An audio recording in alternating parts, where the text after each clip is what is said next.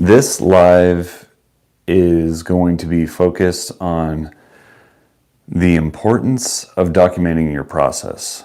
And as I've created things over the years, I've realized documentation, understanding your steps, writing them down, really familiarizing yourself, it only benefits you.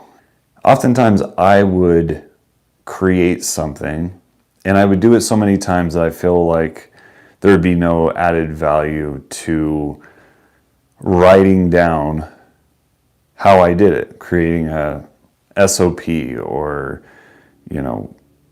really studying and thinking about each individual step until I started carving pumpkins. And I started carving pumpkins probably around, I would say 2006, 2007. I was online and I found this guy named Ray Villafane, I think it's Villafane, in Villafane Studios, and he does amazing work, and I was really inspired, and I was like, I want to try to do that. And I can't hold a candle to Ray. He is on a completely different level, but I did get some compliments for my pumpkin carvings. But I did one year, and then when I went back to it the next year to do another one, I felt like I had completely forgotten all the little things that made that first pumpkin really good. And so I decided, I can't remember how many years I had done it, I had to keep relearning things that were specific to pumpkin carving. I would sculpt throughout the year, and I like sculpt clay, but I never really did pumpkins but once a year.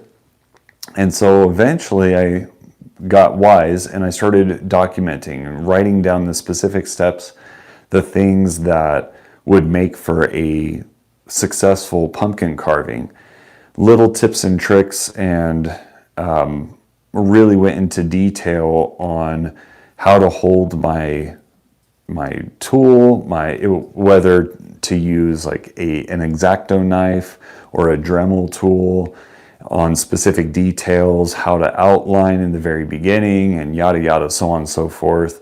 And that was extremely helpful. And that was kind of my first step into not just creating, but then really trying to fine-tune and improve using a process sheet or an after-action report, as it's called in the military.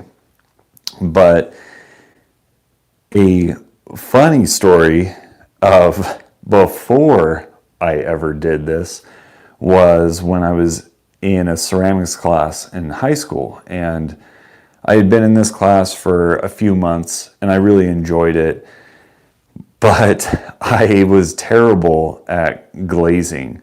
And so it got to the point where I'd like create something and really had no faith in how the glaze would come out. I enjoyed the class. I enjoyed my friends that I had in that class. We had a blast. And the instructor, she was amazing.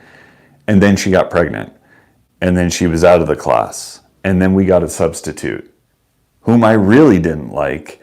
And I could tell she was using our class as like a vetting process to fine-tune and research the best glazes and combinations for her own work.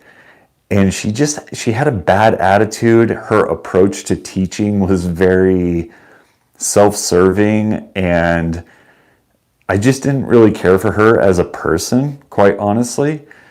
So what happened next really almost felt like a bit of fate. As per every project, she always emphasized, okay, now remember, you have to fill out your sheet. And she always put an emphasis on write down exactly the glaze that you do. I'm like, okay, yeah. I wasn't paying attention to that because I had already known like who she was and what she was really after. And I didn't make good glazes anyway, so I didn't really care about that. And then I created this little bowl. I threw it on a potting wheel, and the bowl itself wasn't like the greatest shape. It was kind of small. The walls of it were thick, and I was just, all right, this is just another bowl. Toss it in a couple of glazes, call it a day, start working on something else. And I remember the next project that I worked on, I was like super excited about. I was like, oh, this thing is gonna be sweet. And it did. It came out really nice. It was this box, and I used the cover of a Prodigy album. I think it was Music for a Jilted Generation or something to that effect. But it had like this screaming face on it. And I thought it was really cool and creative. And that came out.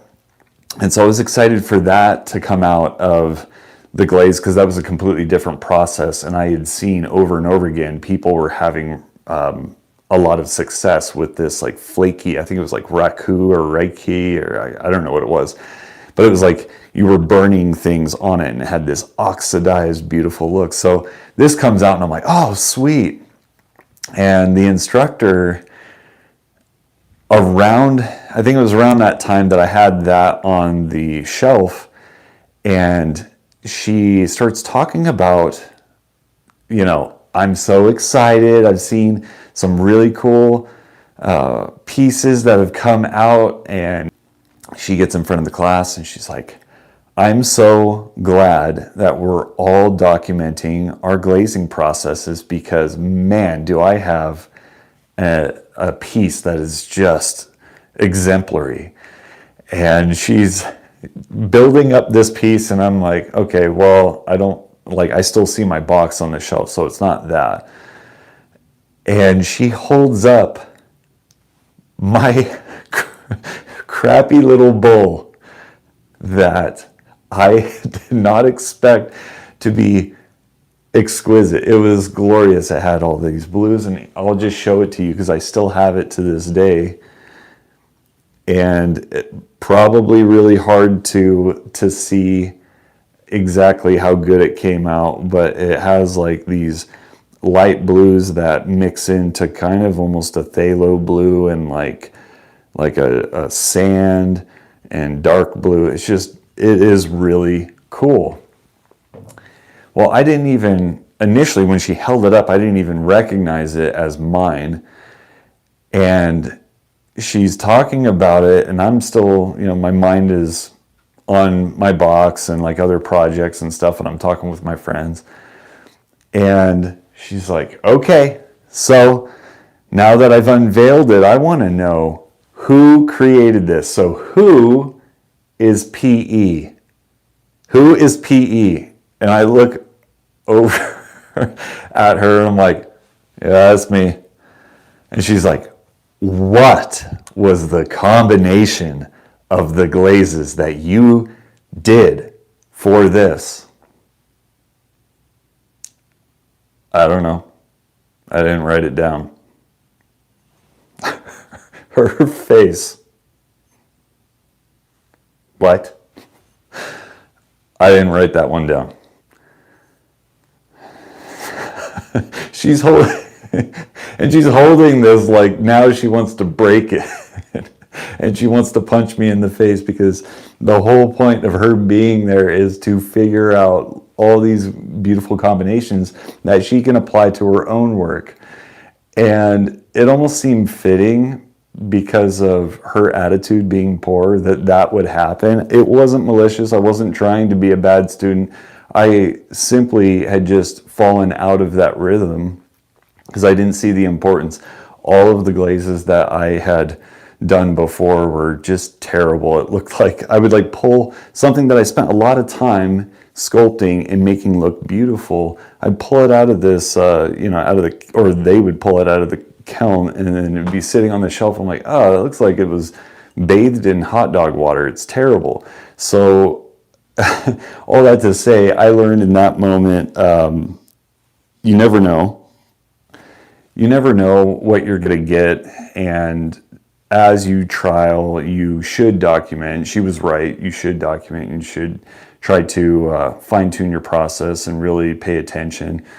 And I would highly suggest, if you're going to pull anything out of this, really get into the habit of taking notes and become aware of your process, what you're creating, whatever it is. If it's a speech that you're telling, video yourself, look at it after, how could it be improved? If it's something that you're creating by hand, really, be present with that process, and then either during or after, write down what went well. What worked, what didn't work, how can you improve, how can you sustain what you have done. And also, I'd like to add, pay attention to what you enjoy about it. Don't just do it for the end result. Really think about how you can connect in the moment and how you can be present with whatever you're creating, whatever you're talking about, whoever you're serving, or just find the love, and that will calm you down. That will make you more present, and your work will improve because of that. I love you guys. I hope you have a happy Friday, and I will catch you on the next one.